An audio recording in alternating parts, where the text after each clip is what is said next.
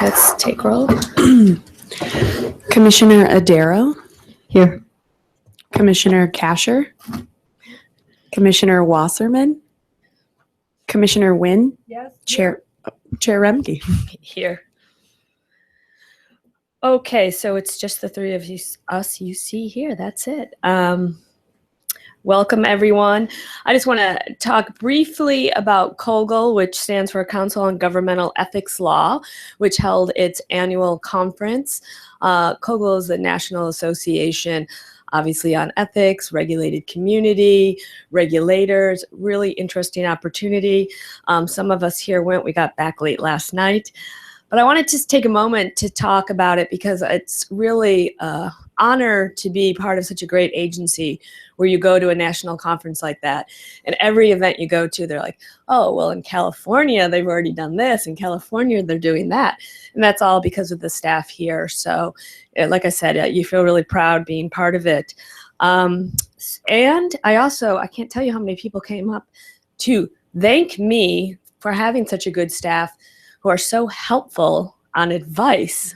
That was, again, like all over the country, people were talking about that. So that's everyone here again in the room. Thank you. And finally, we just learned a lot of interesting things, Erin Glean and I have some really good ideas on lobbying. I can't wait to share in the coming year, 2017. Lobbying continues. All right. So again, thanks to everyone on staff for doing such a hard job and making us look so good. With that, any public comment for an item that is not on the agenda? Okay, hearing, seeing none, we'll go to item 2, which is the minutes. Any questions, comments, corrections from the commissioners? Is there a motion? I move approval of the minutes. Second. Commissioner Adero. Yes. Commissioner Wynn. Yes. Chair Remke. Yes. This motion passes. Okay, so then we go to the enforcement consent calendar. And before we talk about, I know that Commissioner Odero, you had 2 items you were prepared to recuse yourself on, 9 and 33, is that correct? That's correct. However, as a result of that, we would not have sufficient quorum to vote on it because you need 3 votes. So we are going to pull items 9 and 33. I'm sorry, hold on. I don't think it's 33. And in fact, I'm trying to find the number. Can I? Yeah. Yeah, that one. Yeah, that's, Oh, hold on, because I'm seeing 33 is Howard Chambers. who sits on the Board of Governors Museum. Okay, National. then yes, that Okay. is correct. Sorry about that. Yes.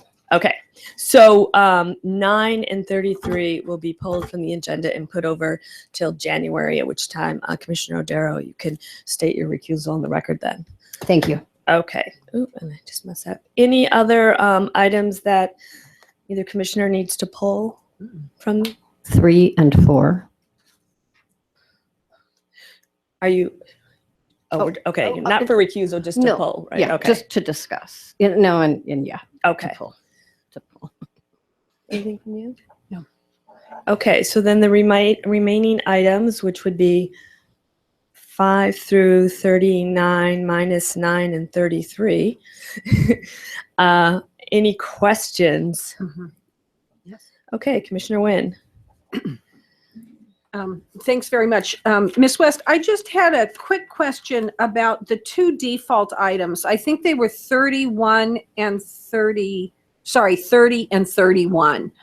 So they looked very similar in nature, but one had a maximum fine and one had a hefty fine, but slightly less than maximum. And I just wondered if you would distinguish those 2 for me. Certainly, I'd be happy to. Galena West, Chief of Enforcement. The difference between the 2 was that one was a leaving office statement, whereas the person left office, they didn't file their remaining statement, and it's for a shorter period of time, whereas the other one was for an annual, the person is still in the position and not filing. Thank you very much. Okay, any other questions or comments regarding the remaining items on consent? Any public comment on those remaining items on consent? All right, seeing none, is there a motion? So I move the consent calendar items 5 through 39 with the exception of 9 and 33. Second, Commissioner Adaro, yes. Commissioner Wynn, Yes. Chair Remke. Yes. This motion passes. Okay, so we will take the remaining items one at a time, starting with 3.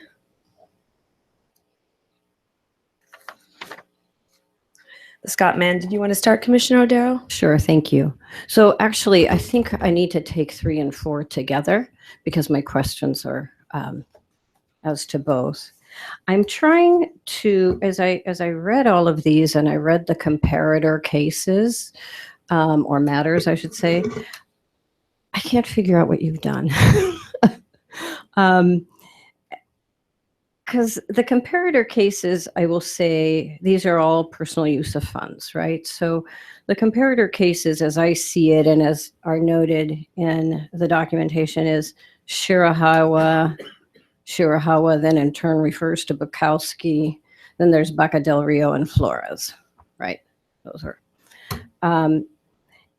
And those all have, they're all over the place with respect to the number of instances and the number of resulting counts, the value, the amount of time. I tried to figure, I mean, I looked at every factor. I do regression analyses in my job all the time. I try to figure out what just happened here.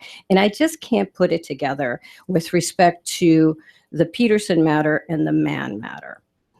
In Shirahawa, we had 123 instances that resulted in 10 counts, right? For about $131,000.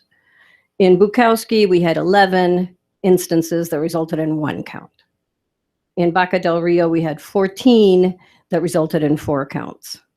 In Flores, we had 3 that resulted in 2 counts.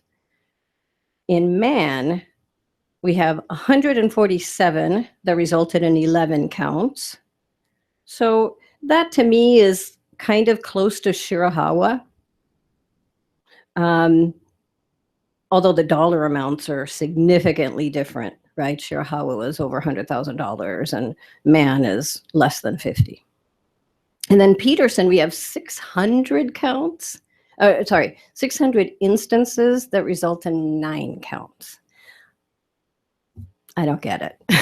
I just don't get it. Well, I have my chart myself, but Okay. but basically, there's a red herring argument, and that is instances equal counts, or instances should somehow be the basis for counts. So any equation that you do, if you take that out from the beginning, because you don't want a different penalty for someone that took money out in 20 instances and took out the same amount of $20,000 as someone that took $20,000 out in 1 instance. So if you think about that over time, then instances becomes less important than amount. And so for us, the instances is almost the misleading number. So if you get caught up in, but it's 600 instances, well, it's also 600 instances because he kept better records. So with personal use cases, you always have to remember that you're basing it on these incomplete records of basically embezzlement, what we consider in our world embezzlement. So you're using these records that you've cobbled together the best you can, and you're coming up with these instances based on our terrific auditing staff that works with us and gets this together. And so instances is the number I would say I would use the least, because it's the least reliable number. So then you look to some of the older cases, the Shirakawa cases, the Flores cases. Those were personal use cases before the advent of paying it out of personal funds. So if you look at those as comparables to now, it's much more difficult because they paid those fines with personal fund or without personal funds. They paid them from campaign funds. So using those as comps is almost misleading. We put them in for reference for historic, so you know what we've done in the past, but they're not as reliable or as a perfect match as the new ones. We're forging the new territory now where we're making you pay it out of your pocket. And that's much more painful. So I would say the numbers that we most look at is the amount taken, that's been misused, and then the amount that has been reimbursed. And those are the most prevailing numbers that we have looked at over the years and in these instances. Because now even more than ever, that if you're not paying back the money, then the fine has to be higher. The fine has to compensate for not paying back the money, or the rule has to be you pay back all the money and then the fine is lower, because now it's all out of your personal money. Before, paying back the money wasn't as important. Well, it was more important because it was the only way of getting money out of your pocket. So now the money, both sets of money comes out of your pocket. So now the things we look at is paying back the money and then making the fine compensate for that, because it's such a serious violation.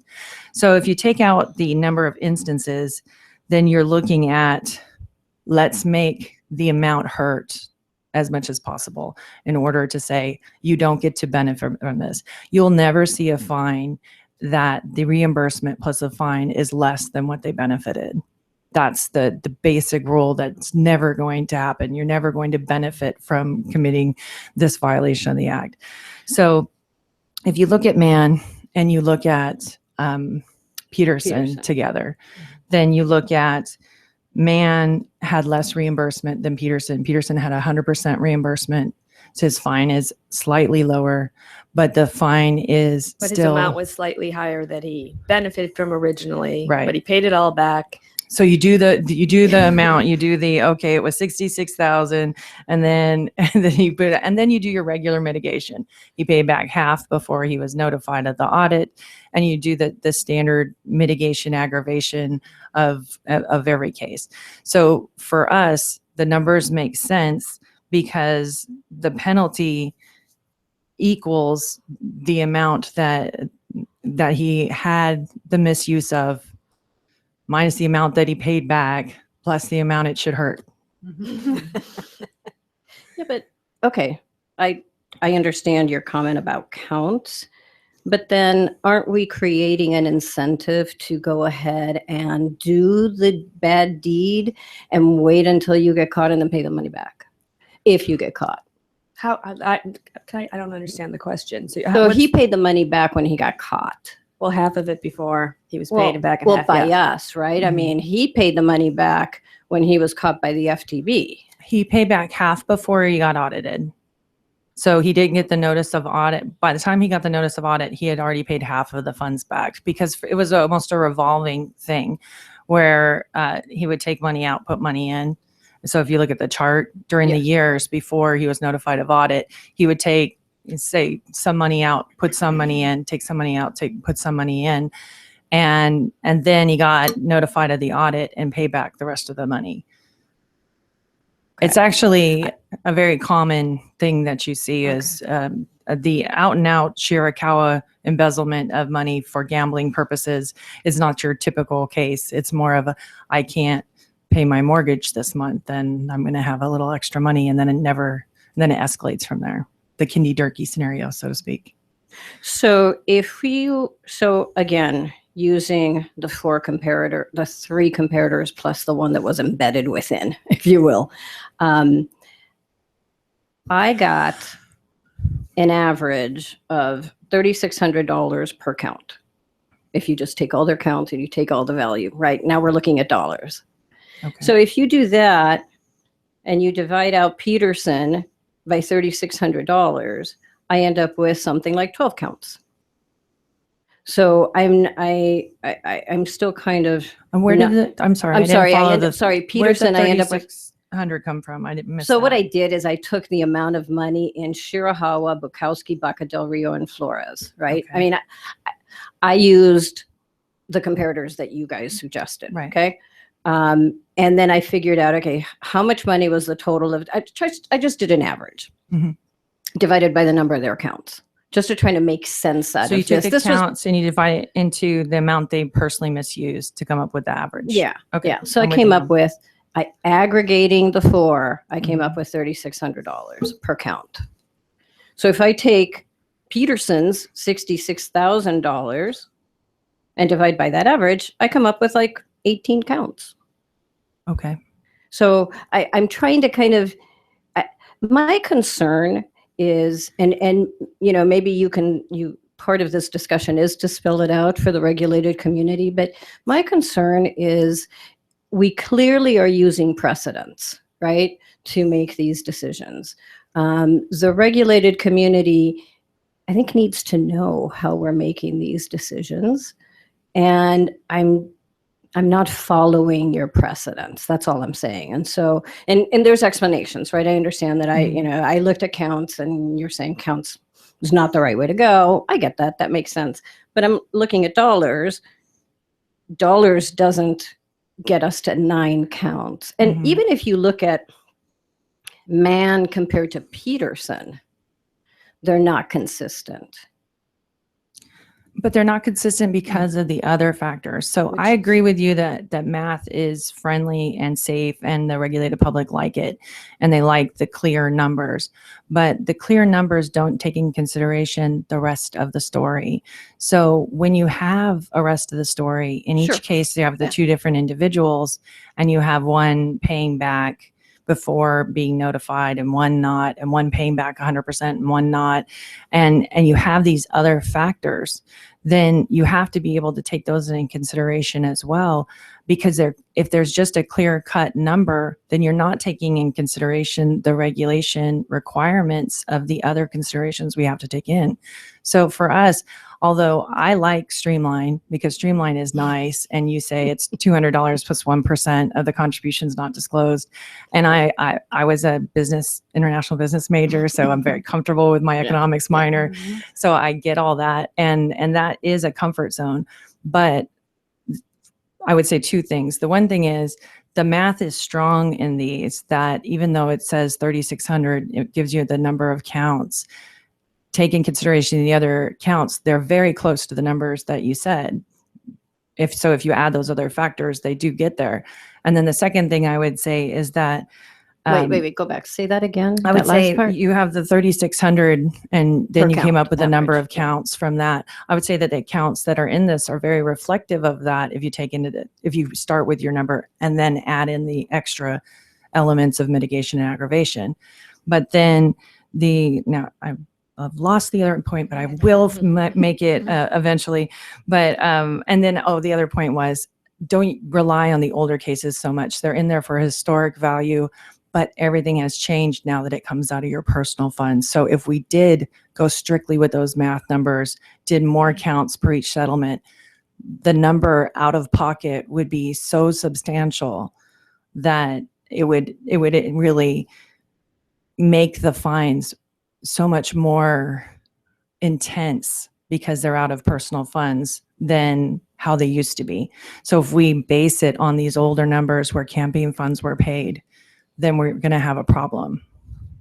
Okay, so then Peterson and Mann are now going to be the yardstick for personal use of funds. Can I just jump in? Because I feel like I guess and I feel like I've repeated myself from prior ones, but I just can't help myself. But it's that I don't know if we can have a perfect yardstick. I don't think there is a 1 inch to 12 inch. Each tick off is something, because I guess as Ms. West has been saying, every case is so unique. How long someone's held office, how many other elections they've had. Are they still in office? Did they in fact lose their race as a result of this accountability and exposure? Are they still in office? I mean, there's so many factors. I don't think we're going to come down to a perfect formula. And in fact, as an arbitrator, adjudicator, I don't want to believe there is a perfect formula, because every case is so different. I want the flexibility to hear the facts and have some flexibility within each case to hear why they got to that.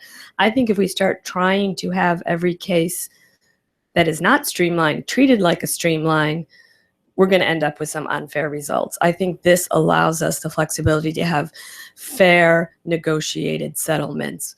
And again, these parties are part of that process. They know what they're agreeing to. And then I think it goes to does it make sense to us in the four corners of the document? Have we had accountability by them acknowledging the extent of the wrongdoing?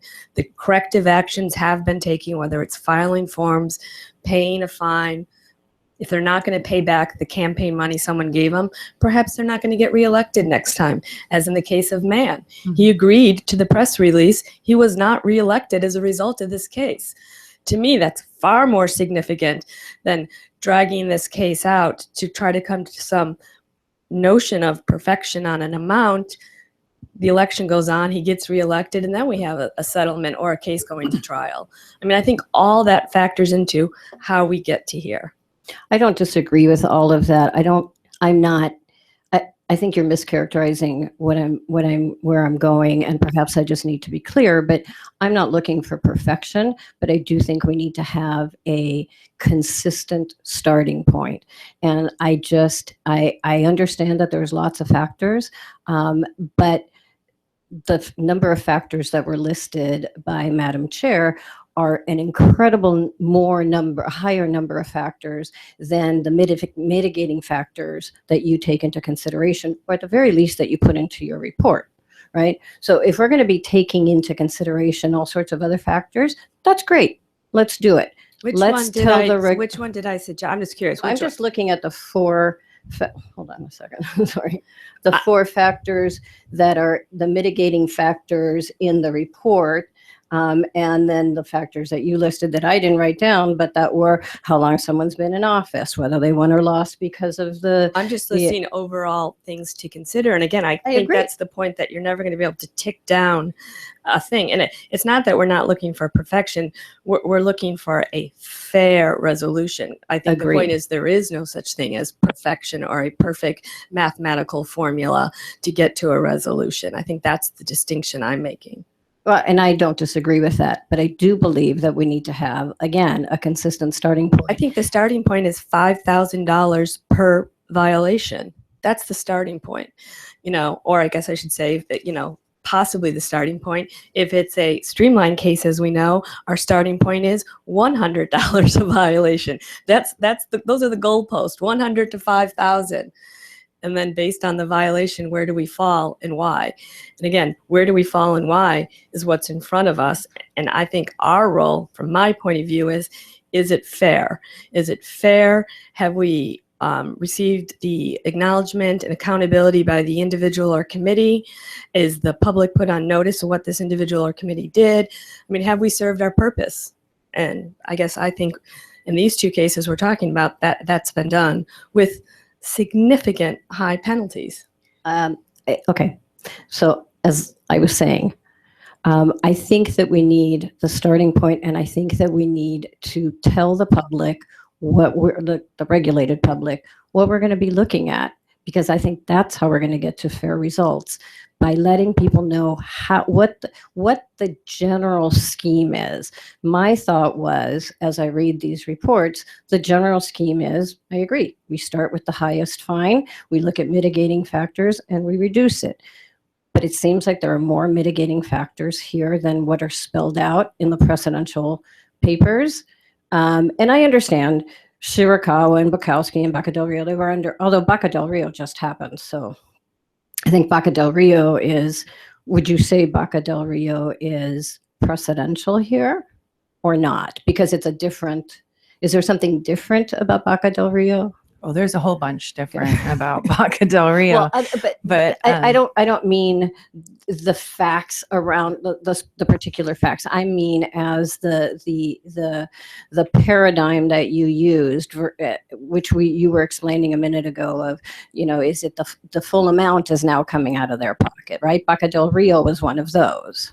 It was, and Okay. I would differentiate it just because that was such a commission-involved settlement. So it really wasn't enforcement doing the things how we would do things.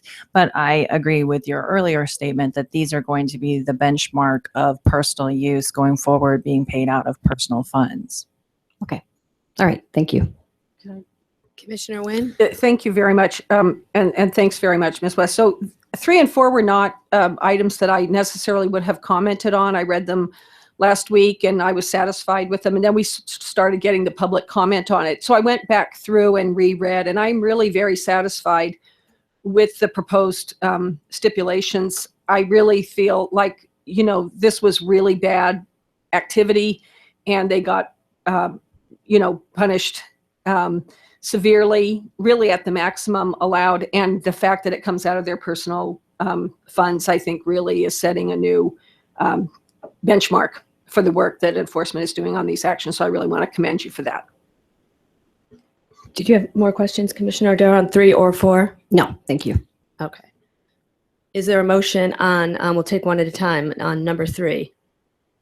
I move that we approve item number 3. I second. Commissioner Adaro, Yes. Commissioner Wynn, Yes. Chair Rumke. Yes. This motion passes. Okay, and nothing further on item, We need to vote on 4. backtrack. Item 3, was there any public comment? We did receive several letters. For item 4, there was a reference to item 3, but that one letter was really regarding a prior case and not even regarding 3 or 4. But is there any public comment in the room? I apologize. On item 3. Okay. For the record, there was none. So we'll just keep that vote 3-0, and we'll move on to item 4. And is there any public comment on item 4? And again, for the record, there were several letters that are part of the record now. And so motion on item 4. I move approval of item number 4. Okay, a second. Commissioner Adaro, No. Commissioner Wynn, Aye. Chair Rumke. Yes. So that, as you know, there is no passage or fail because we need 3 votes one way or the other. So we will continue item 4 till January. All right. So all we have left, if I'm correct, are the staff reports. Item, thank you, Ms. West, 40. Any questions on the staff reports? No. Well, not a question, but I will just comment, it is really always incredible every month to see the amount of, work that's being done in both enforcement and legal, and technical support too. I really want to commend the staff for that. Okay, if there are no other comments or questions, the staff reports will be submitted. And there's nothing else from either commissioner? None for me. All right, I move to adjourn. Second. Commissioner Adaro, Yes. Commissioner Wynn, Yes. Chair Rumke. Yes. This motion passes. All right, thank you. Thank you.